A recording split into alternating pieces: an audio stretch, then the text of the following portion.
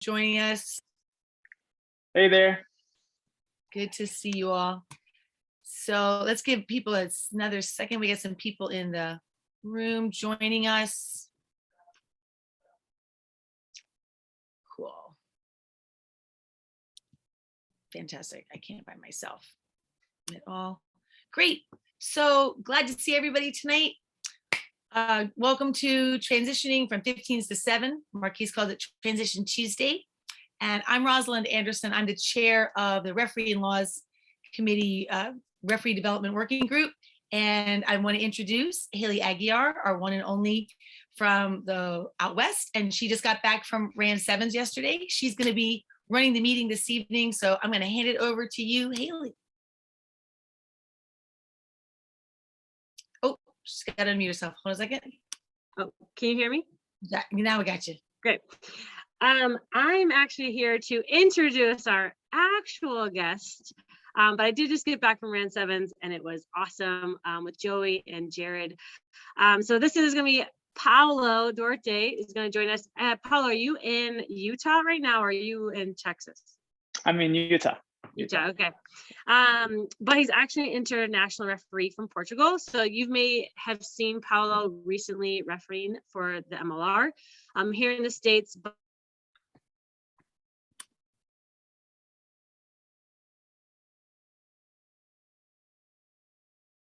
Yes. Lost you. Yeah. Oh, Yeah. she's back. Oh, can you hear me okay? Yeah. So Paulo, like most referees, he began as a player and then took up reffing after some injuries. Paulo quickly climbed the referee ranks in Portugal by officiating top domestic matches. But in 2011, he was assigned his first international 7s appointment.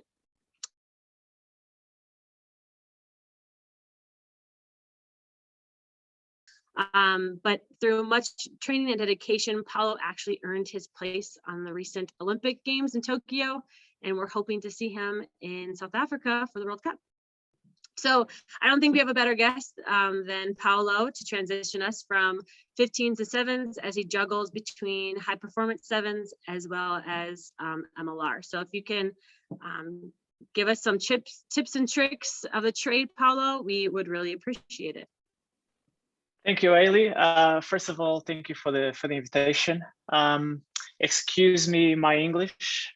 I'll try to speak as slowly as possible, as correct as possible as well.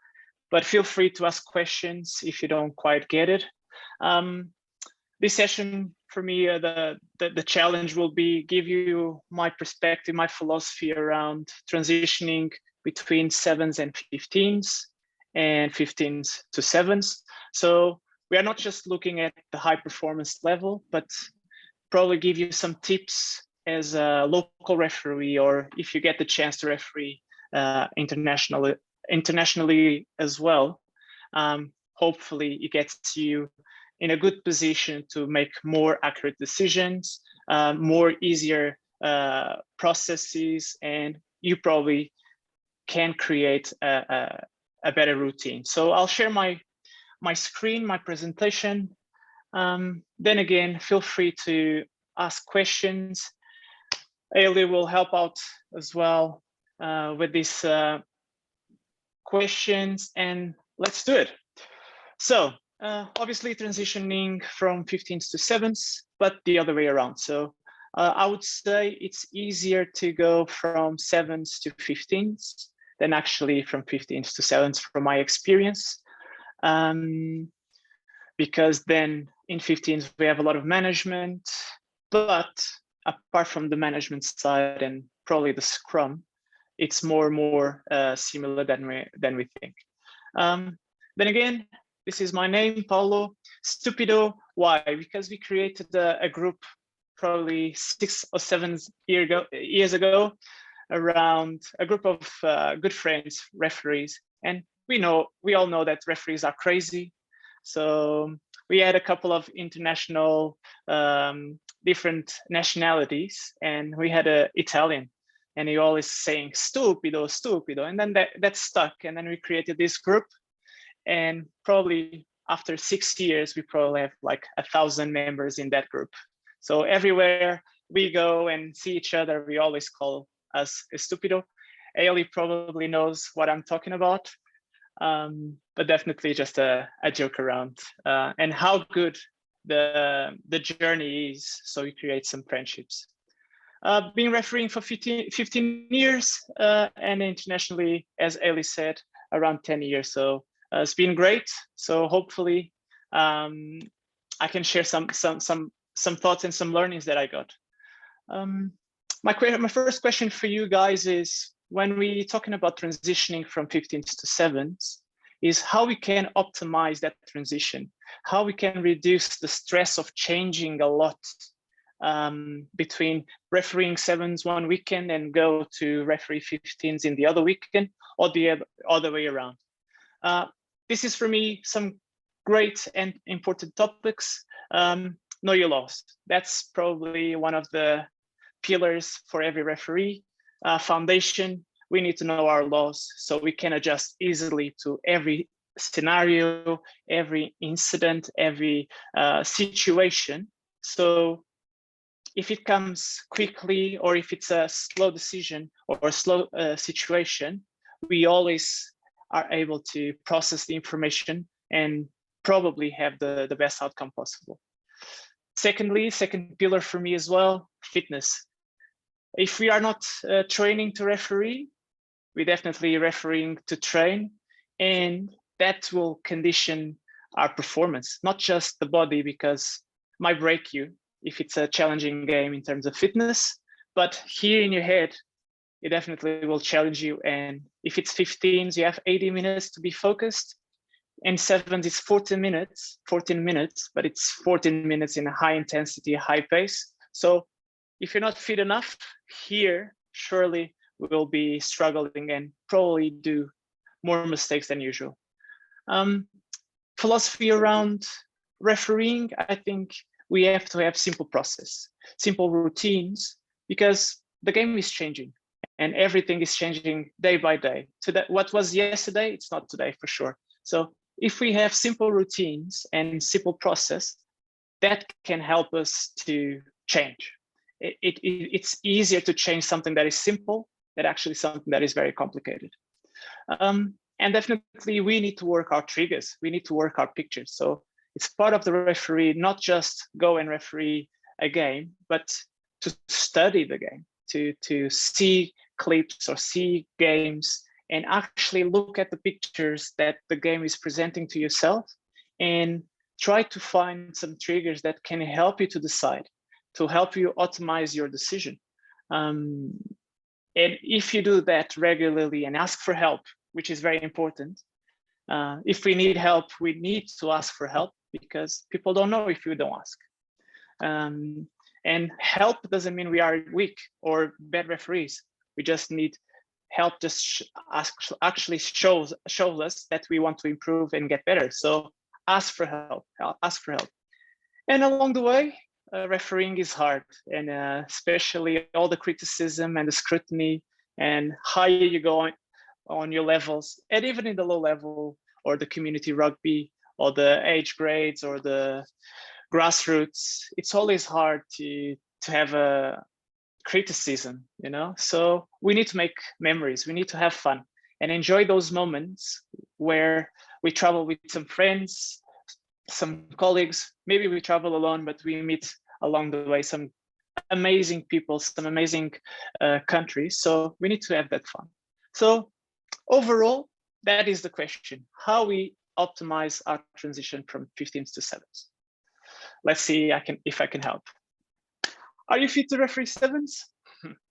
Let's see. So first, one of the things that I really I'm really hot on it, really keen, is the fitness pillar. Not because I'm skinny and maybe got genetics to run a little bit faster, but to get there, I needed to train. I needed to understand what is the game demands. And obviously, knowing 15s as we do, we maybe spend a lot of the time in medium speed, not a lot of effort, small time in actually maximum speed or walking. So let's say 75% of the time, we're just jogging. So we need to prepare ourselves to that demands. But if we referee sevens, it's the other way around. So we have maximum speed, pretty much 75%. We don't walk in sevens, most likely. We always jog or sprint. So my question now is, how we actually, during the season, without breaking ourselves, train to be ready for both of these challenges, both of these games? Are we in the week before just prepping ourselves and do a bunch of sprints and agility drills to be ready to referee sevens? Are we just doing long running to referee 15s and then see what happens in sevens? Or we can actually plan to make sure that we are most likely ready to adapt and shift and increase or decrease intensity on our trainings to help us be well enough prepared in both of the games. So this is my view. So I like graphics, I like all these visual things, but one of the key thoughts for me is small things matter, yes, so details matter, but I don't want to get injured. So I will plan my season, but I'm not going to plan my appointments, which means that I might not know which games or tournaments I'm going to participate throughout the season, but I know that maybe in September, there is some sevens tournaments. In December, might have some sevens tournaments.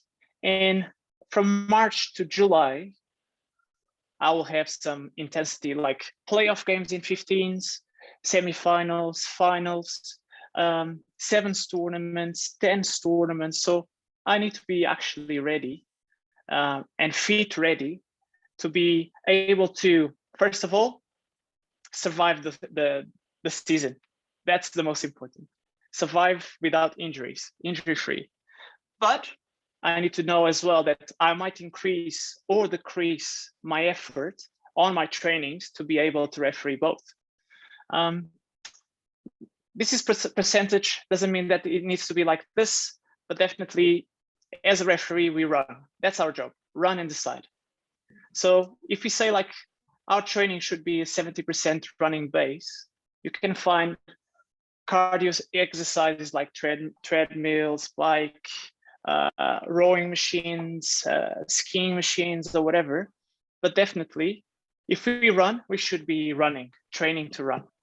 And the gym itself, cardio, lifting, weightlifting, whatever you want to do, to get some powers, get some strength, to some core to help you out with the needs of the game, definitely for sure. But if you only do gym, maybe it's a risk of injury. Haley? When we were going over this before and you mentioned this, it was a rude awakening. I was like, man, I'm going to stop worrying about those biceps. And I probably should be, I'm more like the 30%, 70%. So I was like, I should probably change that. It's a really good point. But I appreciated the visual as well. And the thing is, we always go looking good for the pictures, right? But we can do both. Maybe we do the 70% and we will do more training for the aesthetics of your personal and confidence and personality. So people like to do gymming. I personally don't do it as much as I should. I do my thing. I do the minimum that I need in the gym, but definitely my core work will be based running. I'll give you some examples about trainings that we can use, but there is so many things. I'm not going through all of this, but it's a matter of thoughts that we can use to help our fitness. Because if we have a good foundation, then we don't need to work hard every time that we experiment or we need to move from 15s to 7s. So we actually need to manage our training throughout the season to make sure that we are injury-free, but ready to referee the game. And as I said, need to be game ready, not injury ready. And also if we think about 15s as a slower game, a slow-paced game, but it still has changing directions. There is still agility. There is still acceleration, deceleration, or actually we need to react, and reaction drills can help us throughout. And especially if you have a group that we train with, use some small reaction drills that actually can help you to trigger your mind and body to be ready to the game. But then again, measure your effort. Don't change the world, because what the worst can happen is a referee that referee this weekend, just the past weekend, 15s, and he knows that he's going to referee 7s. And I'll ask the question to Ailey as well, since she has been in the RAN this weekend. Did you, Ailey, train a lot of sprints just before the tournament, or you just actually manage yourself to the lead up of the tournament to actually, when you get to the tournament, you're not sore, you're not aching, you are just ready and comfortable to referee there? Yeah, I think the last running session I did was probably on Monday, and then I tapered, right? I just did some casual stuff Tuesday, Wednesday, flying Thursday, and then I was in the ocean Friday. So yeah, definitely did not hit any hard maximum speeds leading up to the travel part, but set my week right on a Monday, and then tapered from there for sure for a Saturday. 100%. And I know, and we need to be very realistic on this. Most of us are not professional referees, so we don't have 24 hours under 7 to train, to be ready, to plan our weeks and stuff. So we need to realize actually that we need to condition ourselves between work, training, and the most important thing is rest and sleep. If you want to recover well, rest and sleep is very important. Note to self again.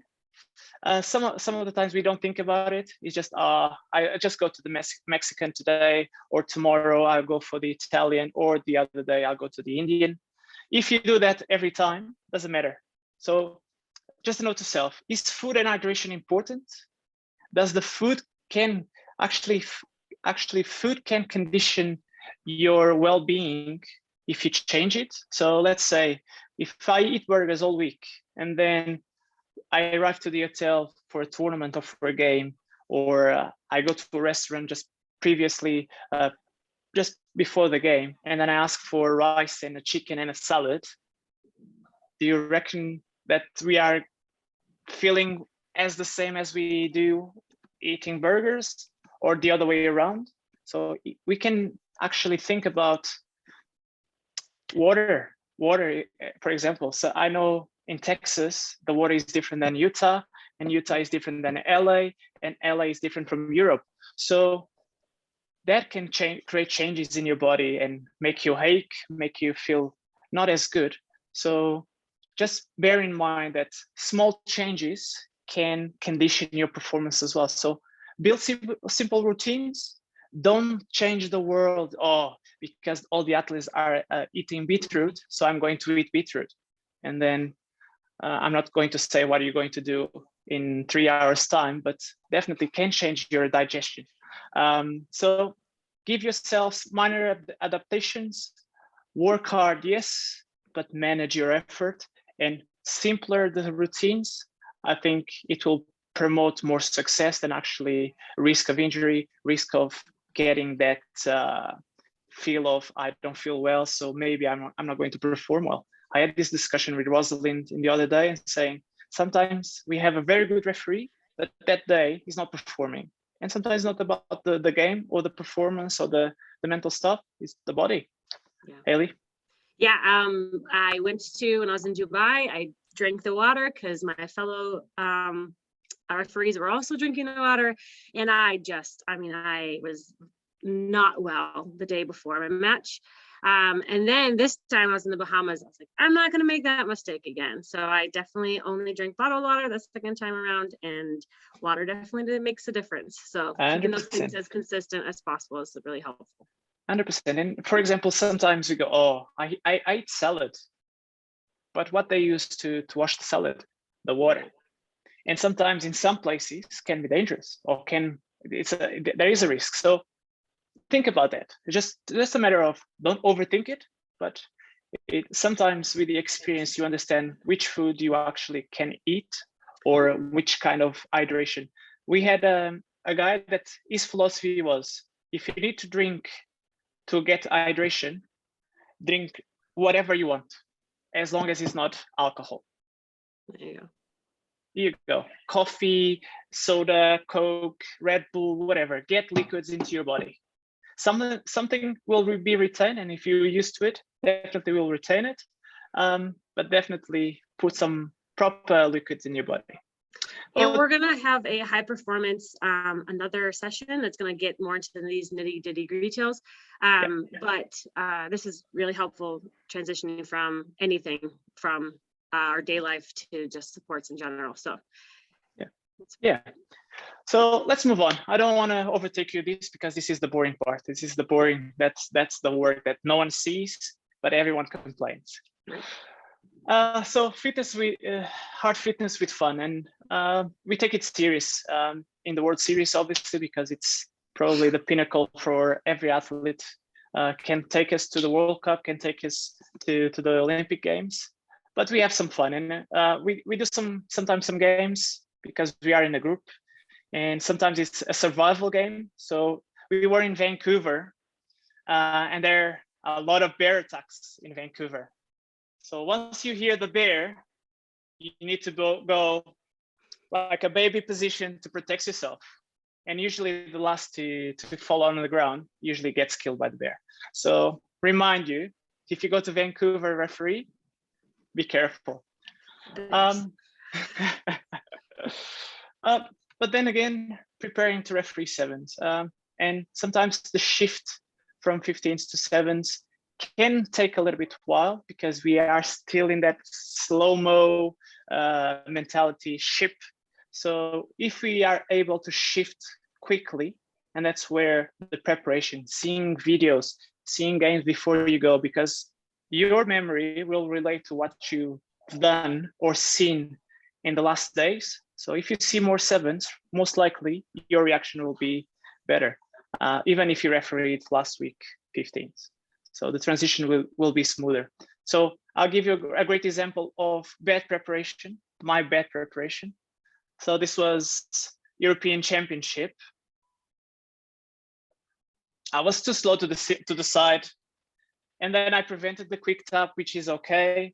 So it's just like small things in a sevens game make it very clear. So need to be sharp. Maybe my preparation was not so good, or maybe the water that I had in Russia was not so good. We never know. We never know. Oops, sorry. Always blame the water. It works every time. Always. The coaches don't blame the water though. Yeah, it's true. But going to set us for success, we need to bear in mind that sevens is all about foul play, breakdown, advantage, yes, but there are some aspects in the game that if we set ourselves for success, like scrum in lineout, can help us to have a better game. And we don't have resets, we don't have a slow game, we don't have stoppages to big management players, because sevens is not about management. But then again, we need to manage the game. So how we find that balance. So I have some tips, some tips that we can use it.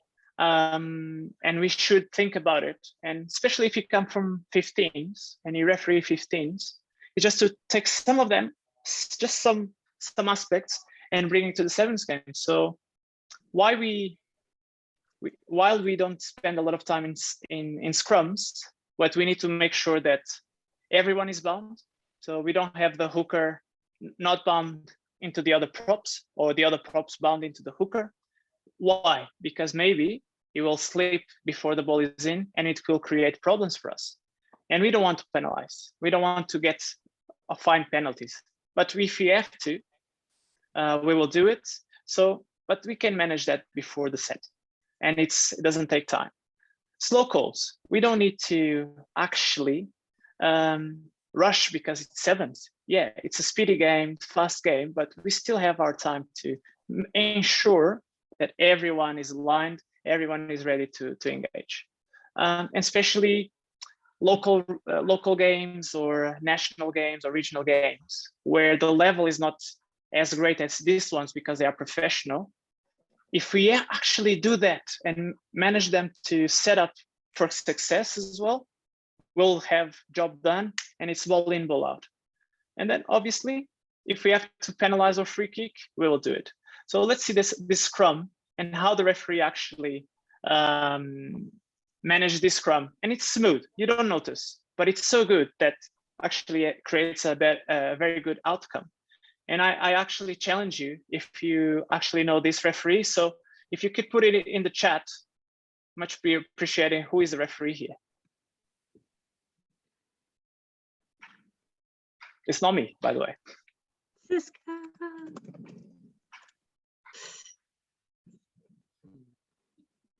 Yeah, boy.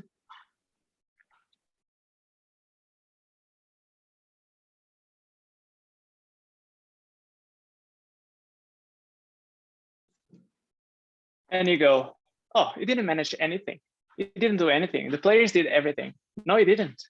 He actually gave them the mark, set them for success, slow calls. They respected the calls, and we were able to have a very quick ball. So this is what we want. We don't need to do a lot of talking. We don't need to do a lot of management or a lot of managing.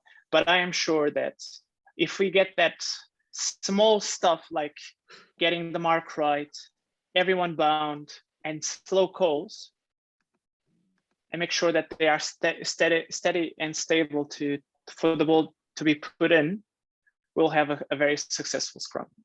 I have another 2 scrums for 15s. It's the same process.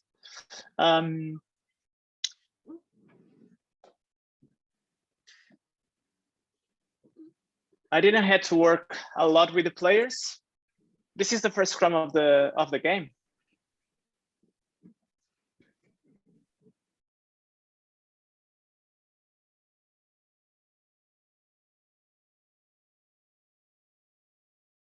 So I'm just, the number 8 was not there. Just put him inside. Let's go.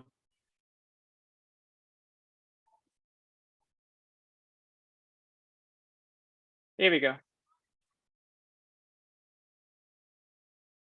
And we have a very good scrum, very positive scrum. And sometimes you go, it's 15s, it's a different approach. No, we just take the simple things from 15s and copy paste to the 7s, and it might help us.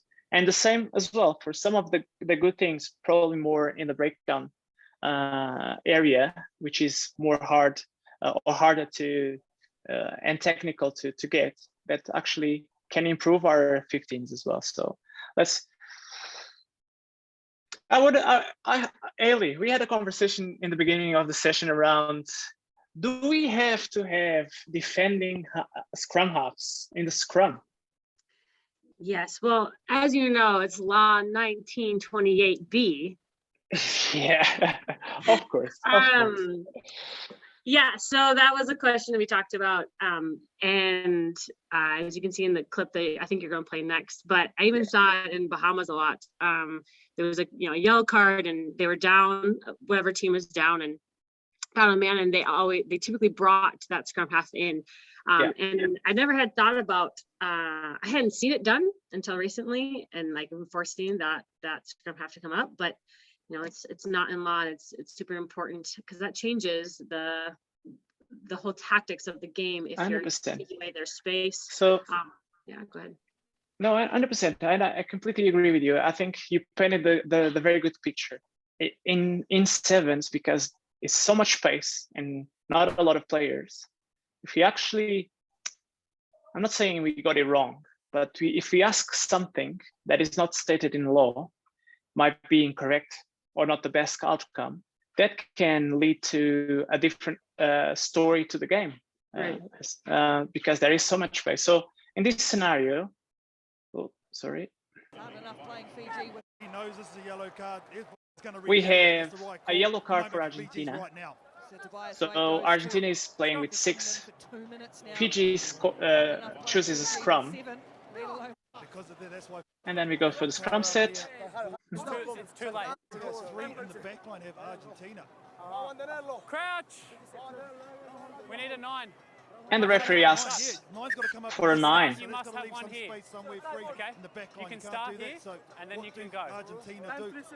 And now my question here for you guys is, if Argentina has to have 4 guys very close to the scrum, how many they have in the outside?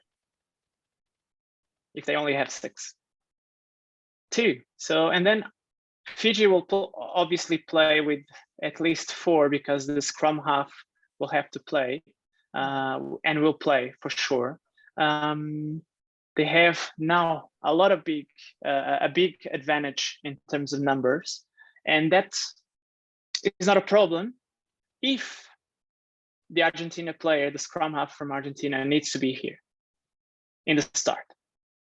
So then again, we need to know our laws. And if the law states that you can either start here and go for the offside lines stated in the law, perfect. But if the law says that you can start either here or in the 5-meter line, and then it can only go up once the scrum is finished, then it's a different. So, and it's better to be right in the law than actually trying to, maybe it is, maybe it's not. Same as in the lineout. Do you need to have a receiver? If one team has a receiver and the other doesn't, what happens? Just questions, and we need to be ready to know those answers, especially in 7s, because most likely it will happen in 7s more than in 15s, because it's more creative game, more spectacular game, and we need to be ready to adapt. Any questions, Ailey? All good? No, we're great. Good. Well, here we go. Same as in the lineout. Sometimes we have in 7s players adjusting, and the hooker slides to one of the sides, and the gap starts to go in. So if you are strong enough and say, take the line, stay there, respect the gap, what will happen? Question here, do we need to have a defending hooker all the time? Yes or no? And if we have, where he needs to stay? Maybe in 15s, there is no big issue of him being very close to his gap or to his line or to his players. But in 7s, maybe it's a little bit different. So know your laws again. And definitely, if we have a very good gap, they throw the ball, very good contest. Fiji gets the ball again, and off we go. I have a question for you guys though. While in 15s, we are very hot on not straights, are we going to be more lenient in 7s? Yes or no? This is a question for you guys, honestly, and knowing that we don't want scrums in the game, in 7s especially, maybe as long as the ball is to the inside shoulder here of the player, then we can play away. We don't want to find a not straight there. But if it's clearly outside the tunnel, definitely we will do it. In 15s, maybe it's a little bit different approach, because a scrum can be a tactic, and we want to keep that contest alive throughout the 80 minutes. And so that's it. So takeaway for between 15s and 7s right there, right? Like you kind of have a little bit more leniency in some ways, but then as you're going to move on to the breakdown, we actually kind of switch from being more lenient, letting things breathe as much in 15s versus in 7s. We kind of go the opposite direction. 100%. And don't forget, we don't tend to manage much in 7s. We do it, but we don't tend to manage much. It's a more technical game. And I think the big difference at the breakdown, for example, a big difference between 7s and 15s is the timing. That let it breathe that you said, Ailey, around I'll watch, I'll wait to see what happens. In 15s, it's maybe big time, big space, and big breathe to see what happens. The ball is available. Let's play on. In sevens, it's very quick. It's quick, and it's if the player shows us a very good picture, we bang, reward him, and move on quickly. Good. So probably the most important part we get in sevens or in 15s, because it's probably 80% of what happens in the game. 70% maybe in 15s now because of all the lineouts and all the scrums we have at the moment. But it's breakdown. So how we actually move from refereeing 15s, as you said, Ailey, a little bit more lenient, not lenient, but more around philosophy, strength of context, contest. So context refereeing, contextual refereeing, to shift to quickly or easily to sevens. So don't mind the topics. I like to say anticipation. It's for me, that's the philosophy around what we actually looking for and what do we expect to happen during the game. So we are refereeing a game. It doesn't matter which game it is, if it's sevens or 15s, we actually need to be able to realize what is going to happen. So we have pass. It's very easy, right? We just need to call the 4 passes if there are, or the knock-ons if there are. But when they go into contact, or a defender is about to tackle the ball carrier, then we need to create our alerts and say something is about to happen. So when I say anticipation, is about trying to analyze what is going to happen. It's not about going there and gotcha moment. It's being ready to start the process, and once the action happens, then I'm able to identify pretty much everyone involved and get a good picture of, because it's so fast when it happens. If you start only to react when it happens, you might lose yourself. Haley? Yeah, and Roz and Nick Racono, the language we use at the high performance level is going to be like expected outcome. So an anticipation, right? And so I think a common language that we use is like, what's the expected outcome of each scenario, so that when it does happen, you're ready to call it. 100%. And what I usually use, and we will see some triggers as well, or possible scenarios. So what can happen if we have 2 defenders against 1 ball carrier? What is the expectation? So what's the expected outcome there? Is it to probably the tackler assist if there is not releasing? Is it into a dominant tackle? Is it a line break? So all this kind of stuff that can be in your mind, saying if there is a line break and the ball carrier is isolated, I need to see 2 things, only 2 things. The tackler or the tackler assist, probably on his feet, needs to release or roll away. But if he's all isolated, the roll away is not a problem. Maybe the clear release, it's a bigger problem. And definitely to see if the guy on the ground that got tackled doesn't roll to get extra time, doesn't play the ball under his body to get that extra momentum and to impede the defender to get that ball. So it's a different scenario when we have a tackle within the defense. So it's just like maybe a 2v1 tackle where there is no isolation, but we still need to get that tackler assist or the tackler not rolling away. So let's have some clips and hopefully we can speak it through. I'm not going to put sound, not on these ones, so I can speak a little bit. Here we go. So we have Argentina against Ireland. And then we have a line break, right? We clearly didn't have a 2-man tackle, 2v1 tackle, but definitely we have 2 players from green and 1 from blue. So my process here is, okay, I need to identify the defenders. It's number 10 and number 3. Good. So when the tackle is completed, my thought is, what is the actions expected from number 10? What are the actions expected from number 3? Who is number 10? Who is number 3? So let's say that number 3 is a tackler because he went to ground and made that tackle. But this guy clearly didn't help. So it's an arrival player. By this moment, I have to have that picture very clear, because now where the contest is happening, this guy needs to go away, right? And he does. He doesn't compete for the ball. The blue player is late. He's clearly late. But this guy needs to come from the gate. So when I go for it, when he plays the ball, it's from his own side.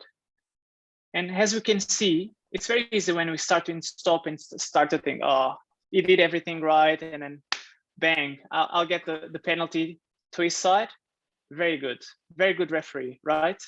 But when we don't have that opportunity, and then we are running, we are probably tired because it's been a long day, we need to have that triggers actually happening in an automatic way. We don't have to spend a lot of time thinking about it.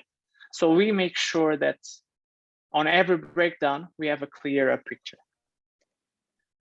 So possible scenarios, think about possible scenarios, and this can relate to 15s as well, and back and forth. And then my change is the time and space, the let it breathe philosophy. But if it gets that clear, it shouldn't be different from 15s to 7s. Maybe the timing of the whistle, maybe a little bit more or less management, but it shouldn't be different. And obviously, identify the players. As I said, if it's 2 guys tackling 1, I need to identify both, because someone will do something. If it's just 1 against 1, it's easy. It's easier, right?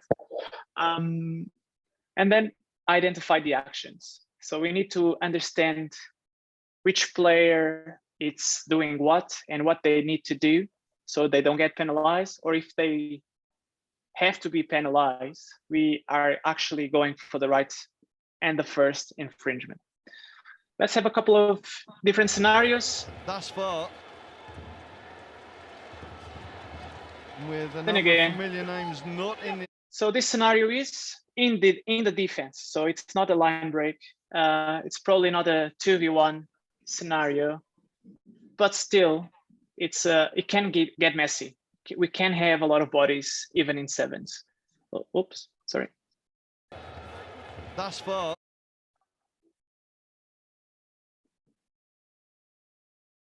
So in my head, we have a guy on the ground. There is no tackle, and he doesn't need to release because he started on his feet, right? But he will probably condition the outcome of that scenario. So we need to bear in mind that he's still there. We don't forget him. And then we have number 1, sorry again.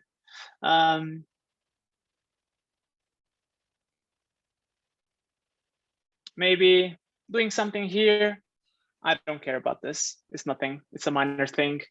And then second question, do we have a tackle? Yes or no? And my question here is yes, very quickly. And I realize that the guy on the ground has no problem. He's not yet committing to any issue. Now I'm going to be worried about this too, because we have the tackle player, and then we have 2 guys competing for the ball. So we have a ruck actually. So instantaneously, no hands on the ball. That's my trigger. So I say nothing. Still, just watching. Good legal contest. Everyone on their feet. The green joined, and he tries to play that ball. Maybe yes, maybe not. But actually, by my body language, he actually steps away. And then again, number 10 tries to go for that ball. Nothing happens. And we have a ball. Is it slow? Is it a slow game? Is it a slow ruck? Yes, definitely yes. Is it a little bit messy? Yes. Is there any infringement? No. I can say clearly, because I have all the pictures working through my mind, that even if it's messy, even if it's slow, I don't find any infringement there. So I'll let it unfold and play. We can sometimes use a little bit of management, but sometimes just like, okay, just a hand, stop, a no, just simply no, and make sure that everything is unfolding correctly according to the law. Hardy? I think they're in the chat, they're asking Paulo about the arm, right? There, because someone like had a strike to the arm. I can get Artie off.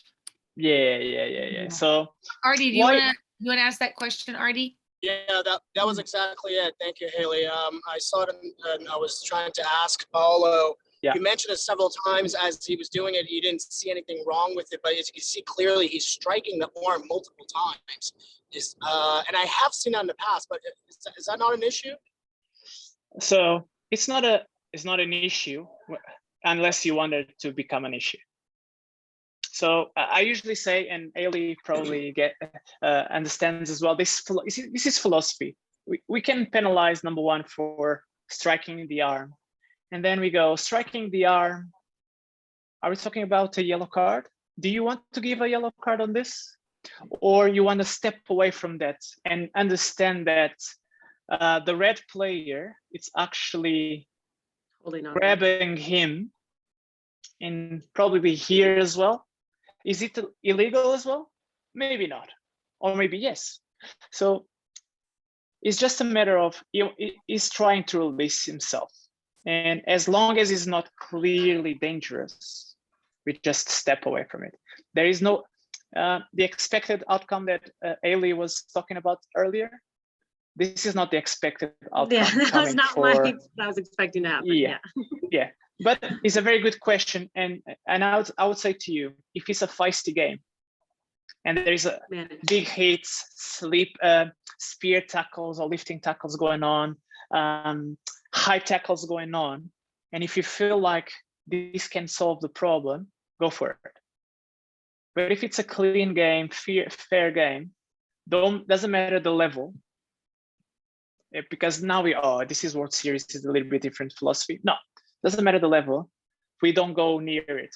But what can you do actually to prevent that this happens again?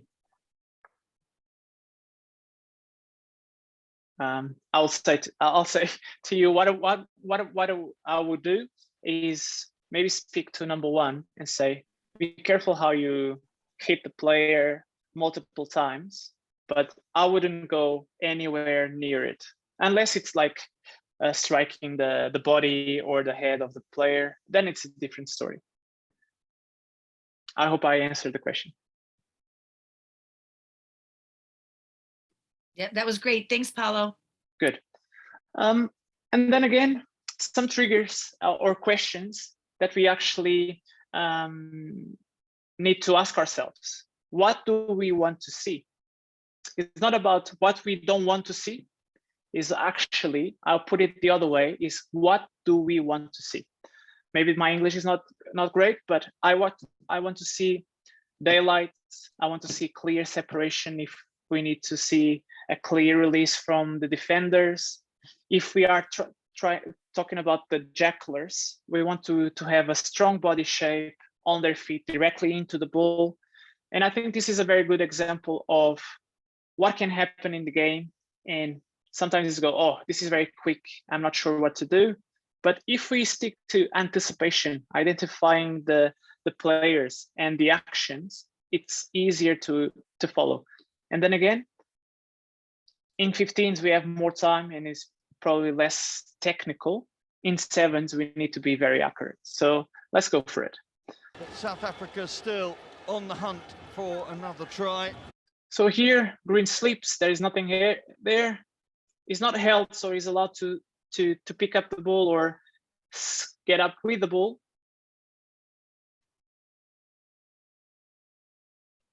And here, as I said to you, is this a line break? Yes or no? Yes. So what would be the expected outcome here, especially if we have number 1, number 9, and maybe another player joining in before the tackle? What do we want to see? I want to see clear releases. I want to see rolling away if the player is in the wrong side, ends up in the wrong side. So my checklist and my process starts now. So identifying the players, not identifying infringements, identifying the players. Oh, sorry. Here we go. So we have 1, 9, and 4. 1, 9, and 4 arrives. Here we go. Here we go. So I don't see a clear release from 9. 9 needs to show me a clear daylight, a clear separation. And that's why I penalized. But now that we have this slip tackle, that is actually not held, so, but number 9 now is very strong on the ball, is the first man to arrive. There was no player preventing the contest in the wrong side. That's why we reward the defense. But then again, it happened so fast, so that we need to be ready to make those decisions quick, because we don't have a second look. We don't have an opportunity to review it. And in 7, it's much faster than in 15s. And I really like your comment of identifying the players, not the infringement, because I think there's a distinct difference between the two of those. So it's good. Yeah, 100%. And then again, it's not the gotcha moment. I gotcha. Right. I saw it. I gotcha. And since we don't manage 7s, we don't speak to the players, and it's kind of feeling of, hey, you saw it. Why you didn't say something? No, this is not about getting the infringement. It's allowing us to let it unfold. And if we need to insert ourselves to referee that incident and maybe an infringement, we will do it correctly. That is the difference. Because the worst case scenario is when you penalize something and it's wrong. Because players will understand if you say not rolling away and it's in the way, yeah, I got stuck. I don't agree. Yes, but I know where you're coming from. But if he's saying not rolling away and he's not there, or he's not the tackler, or whatever the thing is, and you go, hey, wait a minute. And now it starts the conversation that we often hear is, oh, he's against us. He doesn't like us.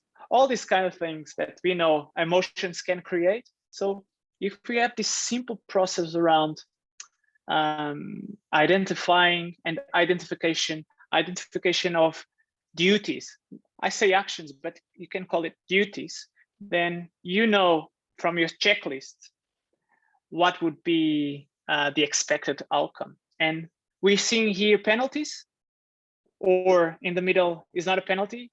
They played it through. So it's not always about penalizing. Sometimes it's just to let the game flow. I have a question for you guys, and probably Ailey would jump in here as well, is when we speak about checklists, how many lines can we write around the breakdown? And how many times can we see all those things in the situations translated to the game? How we have that time and space in our head to perform that big and long checklist for a less than a second moment. Are we that fast? I know my brain is fast, but I'm getting old, you know.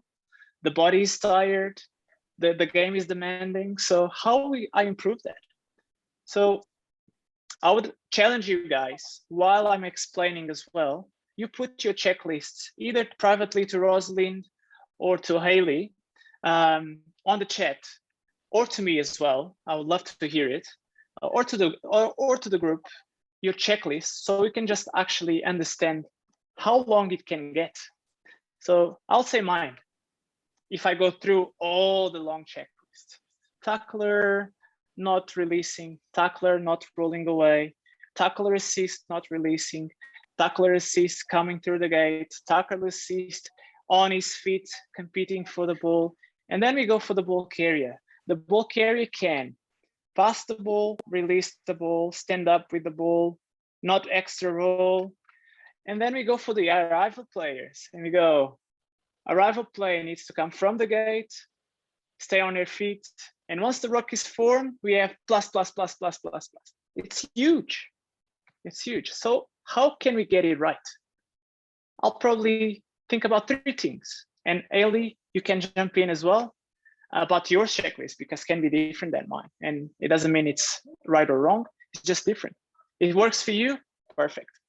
And for me, it's just when we have tackler, I just worry about the tackler not rolling away. Because if he rolls away, I am sure that he released. So I don't think about the release part. If I'm thinking about the tackler assist, I just need to see something from him, clear release. Because if it's not from from his own side, it's so obvious. It becomes so obvious that I don't need actually to think about it, because then I identify the players, right? So I just need to think clear daylight, separation, show me daylight, good. And then for the rival players, then again, if they don't come from the gate, it's so obvious, it should be obvious if we are in the right position, that actually I just need to think about body shape, on their feet, straight to the ball, and that's it. And maybe it will help me out in 15s and in 7s, because then I need just to shift a little bit here, shift a little bit there, then actually changing a 10-line page of checklists. So that will be my philosophy around it. That is great. Hey, Paulo, listen. Yes. Because we're coming to the end of our hour, and we want to Yeah. leave them time for questions. And you have a lot of great material. So friends, we're going to loop back around to this another time and get Paulo to come back, because he has some other materials for us as well.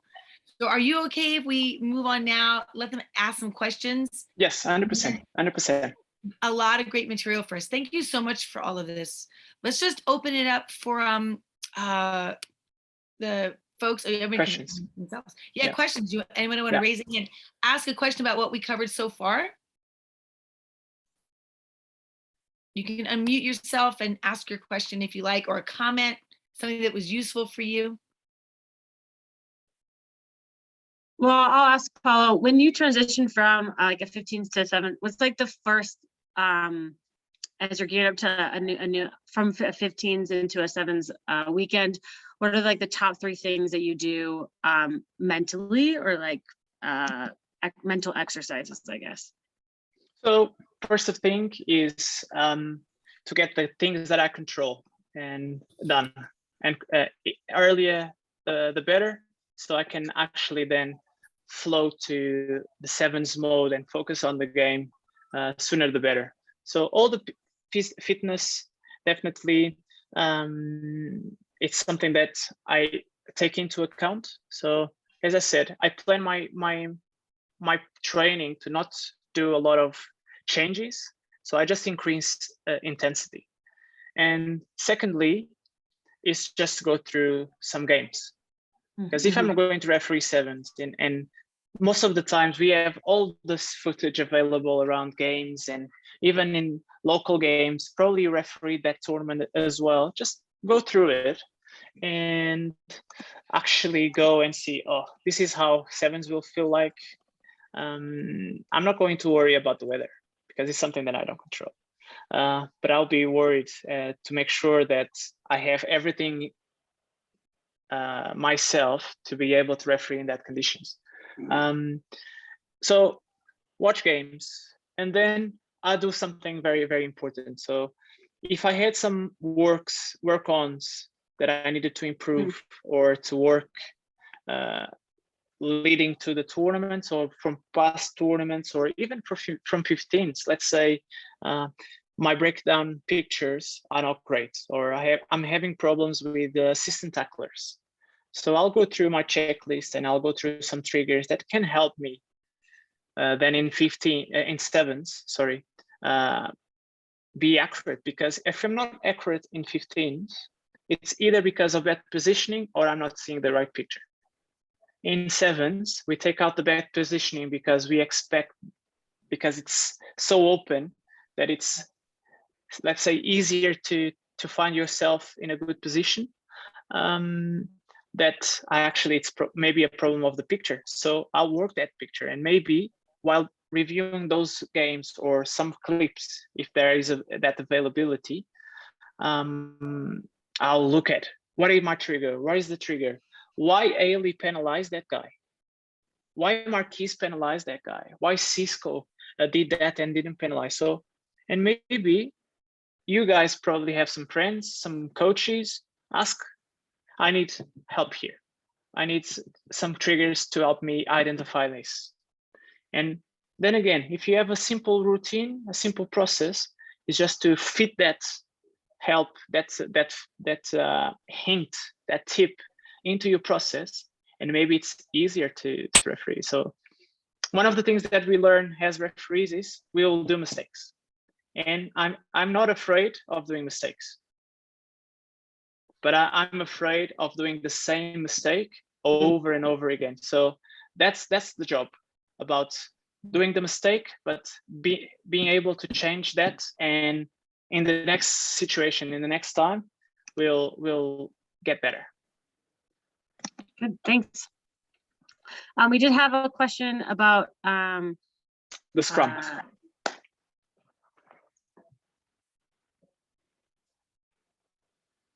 Figured out. We now know exactly where in the law book it is, and that it says or.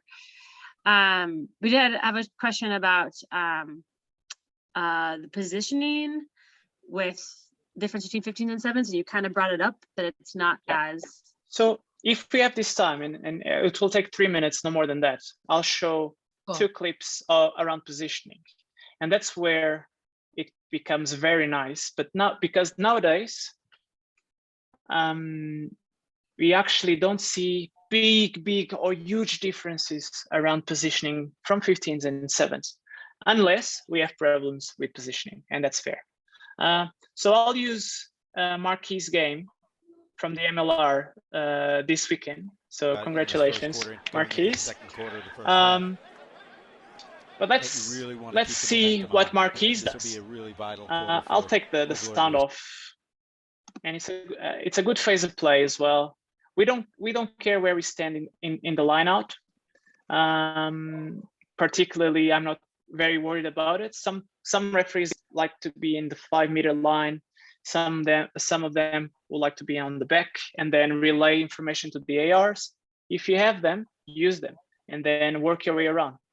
But in the breakdown, so let's see the running lines in right positions. So here is choosing a position more chariot position to see and control, which is good, which is really good.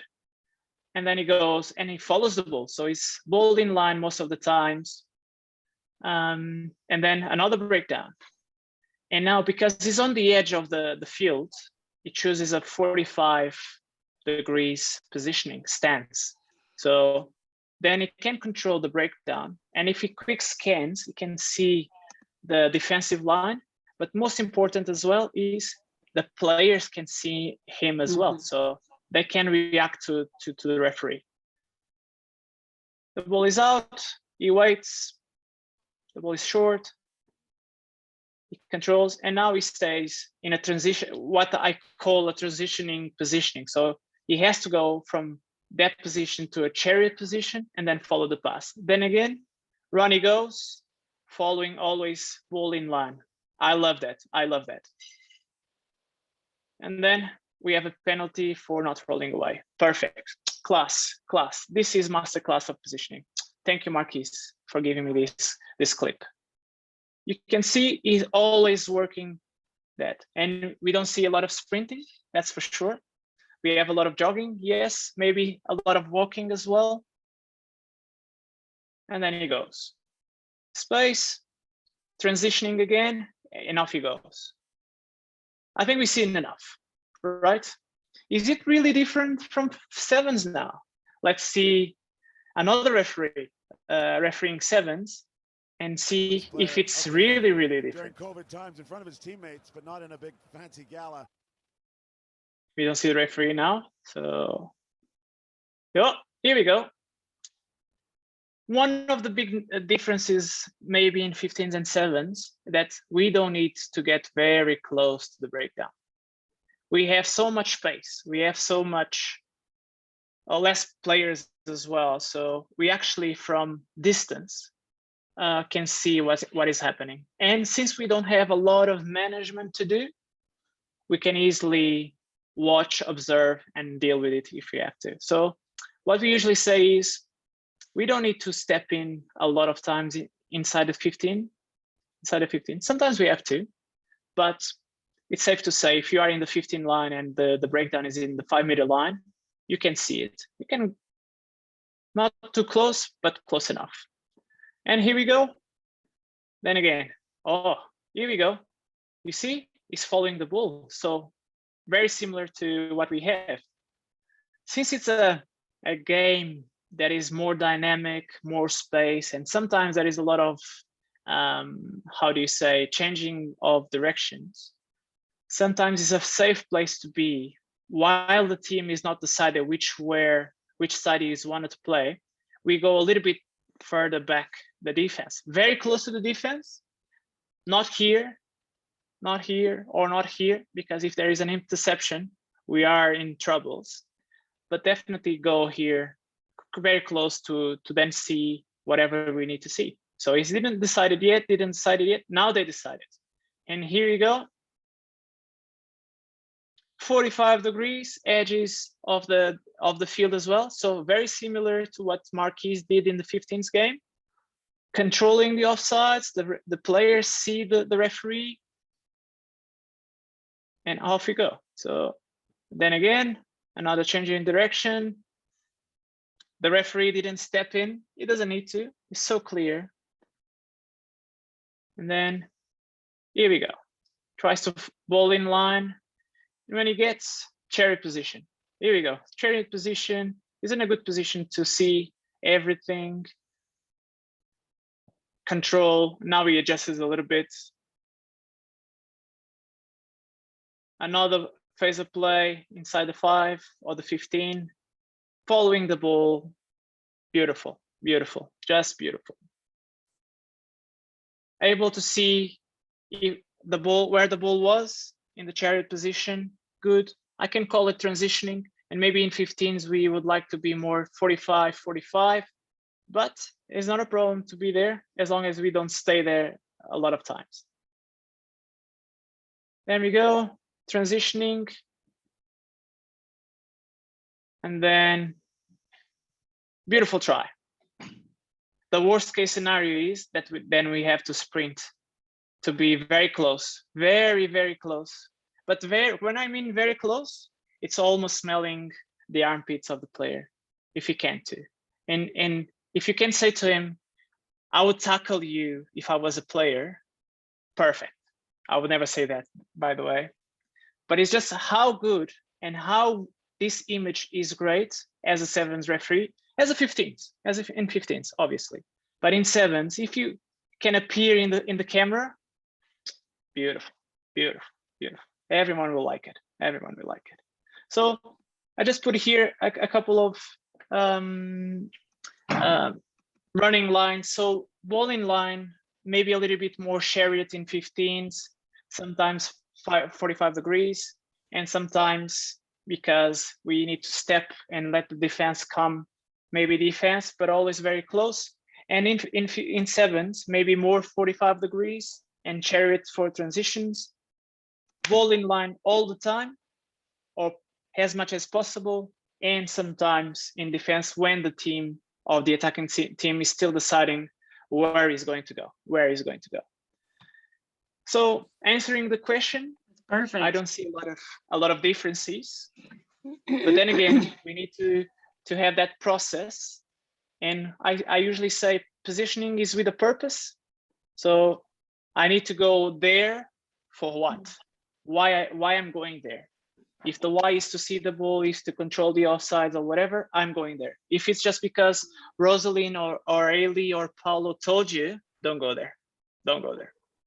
That's good. Ask the question. Ask Rosalind, ask Ailey, ask Paulo. why, the why. So you understand, and then when you do it, you realize, hell yeah. One of the times is maybe I run less. It's very good. It's very good.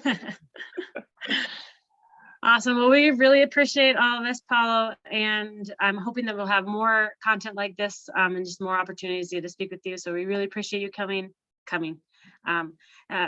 holding this Zoom session for us. And thanks everyone for coming and having great questions. So. Yeah, thanks for that. I'm just gonna throw one thing into the chat, and inside there's some sevens documents, including a little quick cheat sheet for transitioning from 15s to 7s as well.